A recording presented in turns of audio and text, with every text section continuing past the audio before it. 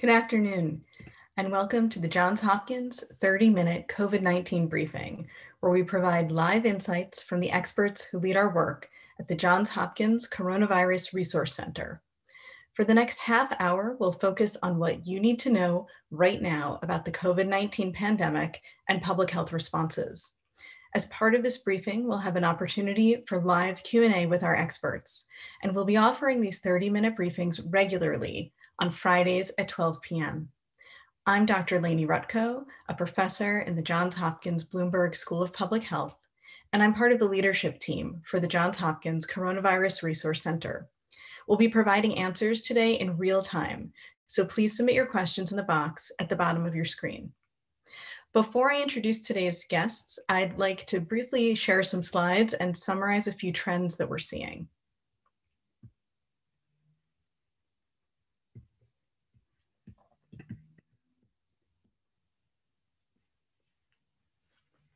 These slides are pulled from our site, coronavirus.jhu.edu. As you can see on this first slide, the United States continues to lead the pandemic in terms of overall number of cases and also for new daily cases. We're now routinely seeing in excess of 200,000 new cases per day in the United States.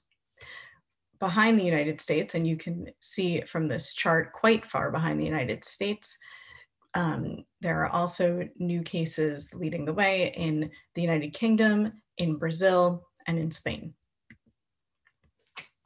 This has unfortunately proven to be the deadliest week of the pandemic to date, not just in the United States, but around the world. We are in all likelihood hours away from seeing 2 million deaths globally attributed to COVID-19. As you can see on this slide, since we were last together for one of these briefings, the United States set a new daily record for deaths on January 12th. There were 4,462 deaths in the country. We are also now routinely seeing days where there are in excess of 3,000 deaths in the United States.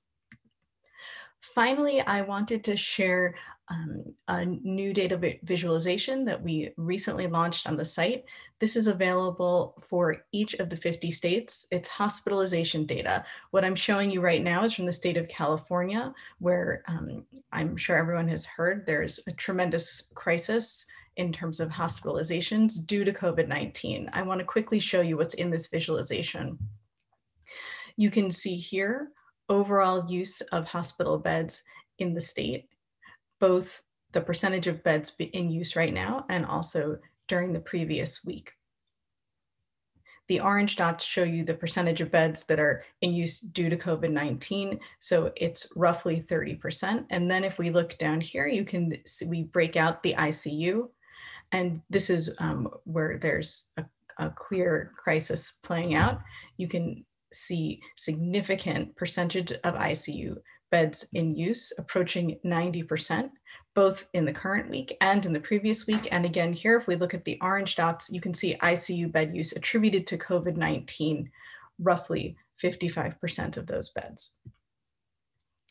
We have a lot to talk about today. I'm going to now turn to our experts.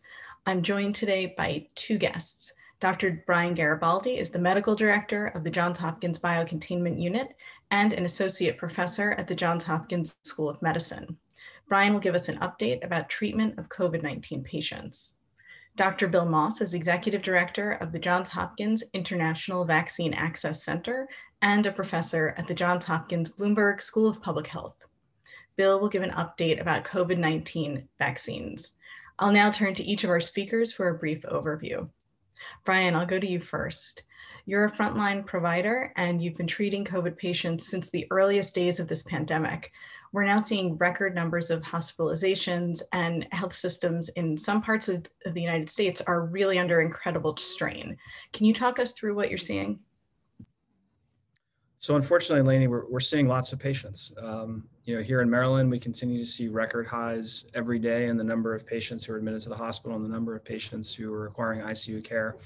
And I think this is true, obviously, in many parts of the country. And while we've heard about some areas going into potential crisis standards of care, even in places that haven't reached that point yet, we have had to reallocate the way that we approach healthcare. In many states, including Maryland, we've had to scale back on elective procedures. We've had to take care of patients in spaces where we don't normally take care of intensive care unit patients in particular. And that requires scrambling resources and sending staff to areas in which they don't normally work. And I think this obviously takes a toll on the healthcare providers who are working under these stressful conditions. But I think we're all worried about what that might mean in terms of the gains we've made in improving outcomes for COVID-19 patients as healthcare systems become overwhelmed again. We're very concerned that we won't be able to provide that same level of care that's led to improvements in mortality among the patients who get hospitalized. I think on a personal note, over the last few weeks, it's really been heart-wrenching to see the patients that are coming into the hospital who, were trying to be careful and tried to spend time with family over the holidays and unfortunately have gotten sick. We've seen whole families coming into the hospital who have been sick. And I think it's been an important reminder of the need to be careful and the need to really follow social distancing guidelines, wear a mask, avoiding crowded environments, avoiding public gatherings, because it really makes a difference. And we've seen it affect tons of people's lives personally and really impacted whole families. On a bright spot, I think many of us who are frontline workers have gotten the vaccine. And that's been a beacon of hope for us, knowing that it's very likely that in the coming months, we're going to start to get a handle on cases. But I think it's also an important reminder that we have to be vigilant. The vaccine is not going to be widely available for much of the population for many, many months. And I think the worst of this pandemic is still before us in terms of the number of people who are going to be hospitalized and unfortunately the number of people who are going to die. And so I'd urge everyone to continue to be careful and to be vigilant and to protect yourself, but also protect your family and your communities. Thanks, Brian. It's a distressing but critical update. Before I turn to Bill, I want to remind our audience to please submit questions in the box at the bottom of your screen. And after Bill gives a quick overview, we will turn to live Q&A. Bill, we're now in the midst of the vaccine rollout with, I would say, a mix of successes and challenges. Can you talk us through the latest developments? Yes, Lainie, this has been some week, and there's just a lot happening around COVID-19 vaccines. I'll just remind the audience that there's still a very large pipeline of vaccines. There are over 60 in early human trials and 20 vaccine candidates in large late phase clinical trials. So still many vaccines in the pipeline. And this is really incredible that we have this many potential vaccines against COVID-19 at this stage. We've never seen this before with any other vaccine development. Obviously, people know in the United States, we're using the Pfizer and the Moderna vaccines following the emergency use authorization by the Food and Drug Administration in December. I'll come back to the distribution issues. There has been some news around the Pfizer vaccine. So we know that there were some adverse events associated with the Pfizer vaccine in the phase 3 trials, largely just inflammation, what we call reactogenicity, very expected after the vaccine. With the larger vaccine rollout, we did see cases of what's called anaphylaxis, which is severe allergic reactions in some people. And then this past week, there was this tragic report of a physician in the United States developing what's an autoimmune phenomenon, or thought to be an autoimmune phenomenon against his platelets, called acute immune thrombocytopenia, and unfortunately that person died.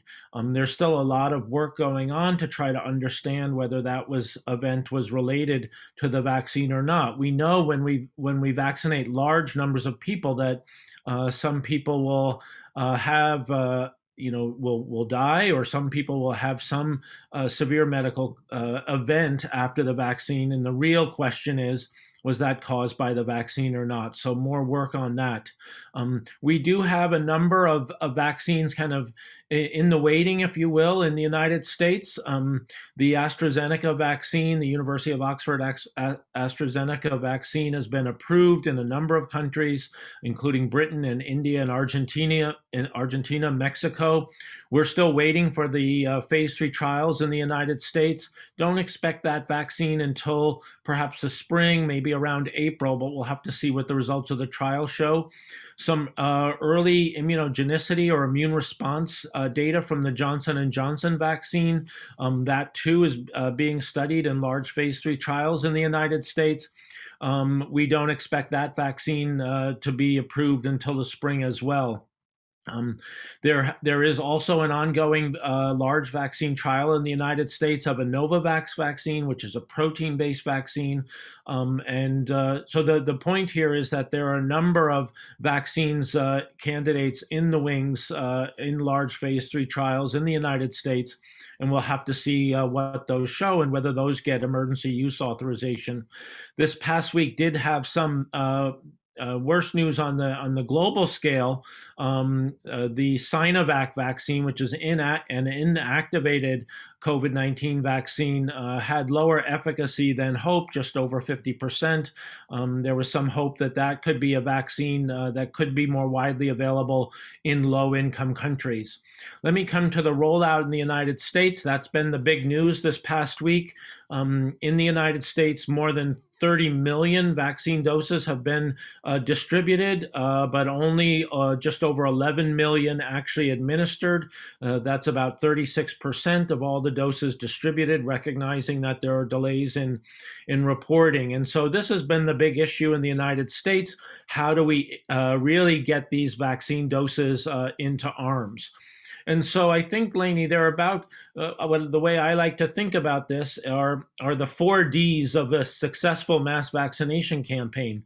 Doses, having sufficient number of doses, delivery, being able to get those vaccines into people's arms, demand so that people want to have the vaccine and understand the benefits of the vaccine as well as risks, and data so that we can actually track who's getting which vaccine and when they need their second dose. So there's a lot of discussion about how to improve the delivery side in the United States. And some disappointment about how slow it's been to get these vaccine doses that have been distributed actually into people's arms. President-elect Biden this afternoon is going to present his plan for COVID-19 vaccines. Last night, he used fairly harsh terms and referred to the vaccine rollout in the United States as a dismal failure. Now, we've seen recently, just in the past week, the Trump administration make some changes in their approach to vaccine distribution and delivery. They'll no longer withhold the second dose. I'll come back to that. Opening up the eligibility to individuals over 65 years of age and those with underlying chronic conditions that place them at higher risk. States will be incentivized. They'll receive vaccines based on how quickly they get vaccines into people, and an emphasis on setting up community health centers, pharmacies, mass vaccination sites, which is what we really need in order to increase our numbers of people vaccinated per day. They're also talking about deploying teams to support the states. All this really begs the question as to why this type of preparedness, which is really needed for a successful mass vaccination campaign, was not done earlier. Now, we have some hints as to what President-elect Biden is going to propose. We know that he's really proposing to get 100 million doses in 100 days, in the first 100 days of his administration. That will fully vaccinate 50 million Americans. We need to obviously keep up or achieve and sustain 1 million doses per day. We're going to need to do better than that, actually, to really get our population protected. We should be aiming for 2 million doses per day. But the American Rescue Plan, the large stimulus package that the Biden transition team has proposed, has $20 billion for a national vaccine program. They plan to train 100,000 public health workers to work on contact tracing and vaccination. And this is really critical. We need to expand our vaccinator workforce. We just cannot do it with relying on healthcare facilities or healthcare personnel and pharmacies to do this massive job. We also need to move our vaccination vaccination sites out into the community, as I said before, expand community vaccination centers, mobile vaccination centers, mega vaccination centers. The Biden administration will also, they were actually the first to propose prioritizing the first dose. And just today, Lainie, the Biden transition team named Dr. David Kessler, former head of the Food and Drug Administration, to really lead the COVID-19 vaccine effort. So hopefully we'll see going forward increased federal support and effort in this mass vaccination campaigns, because the states cannot do this by themselves. Now, just in terms of, I'll just conclude, Lainie, with some of the risks or challenges ahead. I agree with the plan to set vaccination eligibility by age. It does get much more complicated with less clear-cut eligibility criteria. I understand the rationale for saying people younger than 65 with chronic conditions, but that's going to require really detailed thinking about how those people are identified and how it's actually demonstrated. So there's no doubt that age criteria are the simplest in terms of a mass vaccination campaign and determining eligibility. We need to ensure that there are sufficient doses for the demand. What we don't want to do is expand our eligibility criteria and not have sufficient vaccine doses. Expanding the eligibility criteria also creates enormous scheduling and logistical challenges. And we've already seen places where people, particularly older adults, have spent overnight only to learn the next day that there were insufficient doses, and that's just not acceptable. Lastly, we have to be very careful about delaying the second dose. Obviously, we want to vaccinate as many people as possible and get those first doses in, but the science really tells us that that second dose is critically important for protection, and we need to ensure that we have sufficient doses to get those second doses in on time. Thanks very much, Bill. I'm going to go straight to Q&A now, and I want to thank everyone who's been submitting questions. I see lots of them for both of our experts. So Bill, first question to you. If I've already had COVID-19, do I need to get vaccinated? Yes, this is an important question and one of the frequently asked questions. And the recommendations now are that people who've had a history of COVID-19 should get the vaccine. The reason is that the protective immunity following COVID-19 can be quite variable. We know best the protective immunity following vaccines. And so the short answer is yes, even if you've had COVID-19, you should be vaccinated. There has been some discussion as to whether one should wait, and Dr. Anthony Fauci has suggested 90 days, although there's no consensus on that and no data to really drive that decision. Short answer is yes. Thanks, Bill. Brian, question for you. This actually picks up on a conversation we were having a few moments ago. Can you talk about the issues related to cloth masks and how you think about this, especially with the new variants out there? Sure. So I think it's important to remember that not all masks are created equal. And it's a combination of what the material is used to make the mask, but also how well the mask fits. And so there have been a number of different studies looking at the efficiency of masks at blocking particles from either going through the mask or getting around the mask to the wearer. And it turns out that wearing a double layer cloth mask that's tightly fit, with a tied on strap, in some studies has been just as effective as a surgical mask that I might wear if I'm seeing a non-COVID patient in the hospital. It is true that an N95 mask or a more highly efficient mask, it does provide better protection, but we simply don't have enough of those for the entire population. When I'm out and about, not in the hospital, I wear a double layer cloth mask with a string tie, and I feel very safe doing so, but I'm also being very careful to avoid crowded situations and keeping social distancing even when I'm wearing a mask. The new variants that are out there's convincing data that they do spread more easily. But there's no data suggesting that they can subvert social distancing and mask wearing. And so I think it's a reminder that, COVID is out there at higher numbers than ever before, and there are variants that probably are more easily transmissible. So having contact with someone who's infected for even shorter periods of time might lead to a higher chance of getting infected. And so now is the time, if you're not routinely wearing a mask, you need to be wearing a mask. And if you're not practicing social distancing and avoiding gatherings with large numbers of people, you need to be really careful and to start watching what you're doing, because your risk of getting infected, even if you made it this far, not practicing those things, is much higher now than it's ever been before. Thanks, Brian. Bill, what do you think we'll need to see in terms of vaccination of the population before we begin to see an impact on the daily new case numbers? So first, let me say, I think the main, for me, the main metric in terms of whether or not our vaccination program is successful is seeing a decrease in hospitalizations and deaths. I think that's really our number one priority with the vaccine. And so that's going to require vaccination of those individuals who are at highest risk of severe COVID-19. So I think it's really reaching those populations, and we've started to do that through vaccination of residents and staff of long-term care facilities. And as we move into the next phase, really vaccinating older individuals, perhaps individuals with underlying conditions, if we can operationalize that. But that's what we're going to need to see in order to really have the impact. Thanks, Bill. Another question for you.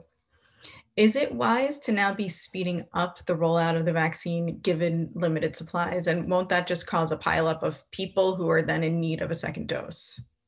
That's a really important point, and we do need to very carefully balance. And this is why the planning, detailed planning, and at the federal level, but down through the states and local jurisdictions is really critical. We need to make sure that the number of doses match the demand, because if they don't, we will, or I should say, at least the demand in among those who are eligible, and that's why we need a broad phased eligibility. But we need to have the number of doses that match that demand. So, for example, in the United States, there are about 50 million people over 65 years of age. And so if we're going to broaden our eligibility, we need to be sure we have sufficient vaccines to get to those people. So matching that is critical. Thanks, Bill. And now, in some ways, the flip version of that question. So considering that there are many more doses that have been distributed than administered, should states allow more priority groups to be vaccinated at once, or even consider opening up to the general public soon? Yeah, so I think the strategy of being more flexible in the eligibility or allocation process is important, and I think we've already seen that. We've seen the states doing that. We've seen the federal guidelines changing in response to that. But again, we have to make sure that we have the doses to match the demand. And so I think it's a balancing act. And so we need to broaden eligibility, but make sure we have the dosing to match that. And one way of doing that is by just using age categories and kind of working our way down to younger and younger groups. We have fairly good estimates of the numbers of those people, and it's very easy to find out what someone's age is. It does get more complex if we're requiring certain underlying medical conditions and how we identify and document those people. Thanks, Bill. And this one is more of a personal question for you. So given all of this talk that we're hearing about releasing the existing supply of a vaccine, or potentially not holding back the second doses, what are your thoughts about this? What policy do you support right now? Yes, this is a very important issue, and when I talk about this, I like to say I think there are informed expert opinion on both sides of this. I know on the one hand, I'm going to punt this now, but I know on the one hand, there are many people who feel strongly, including Dr. Anthony Fauci and the FDA, that we need to follow the science, and that's critically important. That's important for trust. What we know from the phase 3 trials is, people need 2 doses for the Pfizer 3 weeks later, and for the Moderna vaccine 4 weeks later. That's what we have the best evidence for. And if we start messing with that, we're moving away from the science. I do have some empathy for the position that we are in a terrible pandemic, and it does seem tragic to be holding on to vaccine doses when we're having 3,000 to 4,000 people die a day. So and now both the Trump and President-elect Biden's administration are saying we should release those doses. They need to know that we will, or have some assurance that the vaccine manufacturing pipeline will allow for us to get the second dose into those people who need it. But it's a tricky balance. Thanks, Phil. You've been on the hot seat, so I'm going to turn to Brian, but I'm also going to give you a chance to weigh in on this question after Brian does. Mm-hmm. Okay, Brian, what do you think should be the first thing that President-elect Biden's USAID appointment, former UN Ambassador Samantha Power, should do as the incoming point person to confront this global pandemic? So, this is a really tough question. We know that, here in the United States, we obviously have vaccine problems, but we also have access to hundreds of millions of doses of the 2 most effective vaccines that are available right now. And it's very unlikely that in the developing countries, they're going to have access to those vaccines anytime soon. I think we need to take a step back and, assess where we are with the 60 or so vaccine candidates in their pipeline. There are a number of them that are close to finishing their phase 3 trials and may actually be easier to administer, both because they might be a single dose for certain vaccines, but also because of the storage issues. And I think we need to, as a country, recommit to being part of, global health. This pandemic isn't over until every country in the world has tackled cases. And while we're very excited about the prospect of trying to vaccinate most of eligible Americans in the next 6 months, we have to remember that, if this pandemic is anywhere active in the world, it's a risk to the United States, and we need to recommit to the WHO. We need to recommit to being partners with the world in confronting infectious diseases, not just this one, but being ready for the next one. Thanks, Brian. I think we're about to get some agreement from Bill, but I want to give him a chance to weigh in too. So, Bill, first thing that the new administration should do with an eye on the global pandemic. Yes, I completely agree with what Brian said. We have, over the past 4 years, really disengaged from the World Health Organization. We're not part of COVAX, which is the global effort led by the World Health Organization to ensure some global equity for COVID-19 vaccines. And I think the United States should be a leader in global public health and in the global response to this pandemic. So I can just echo what Brian had said. Thanks so much to both of you. And we're coming up quickly on 12:30, so I'll wrap up. I'd like to thank Brian Garibaldi and Bill Moss for joining me today, and give a big thank you to everyone who joined us, and especially to those who submitted questions for our experts to answer. This briefing will be archived and available on coronavirus.jhu.edu. And as a reminder, we will offer these regular 30-minute briefings on Fridays at 12 p.m. In each briefing, we'll focus on what you need to know right now about the COVID-19 pandemic, and we will have live Q&A with our experts. I'll look forward to seeing you at our next 30-minute briefing. And until then, thanks and stay safe.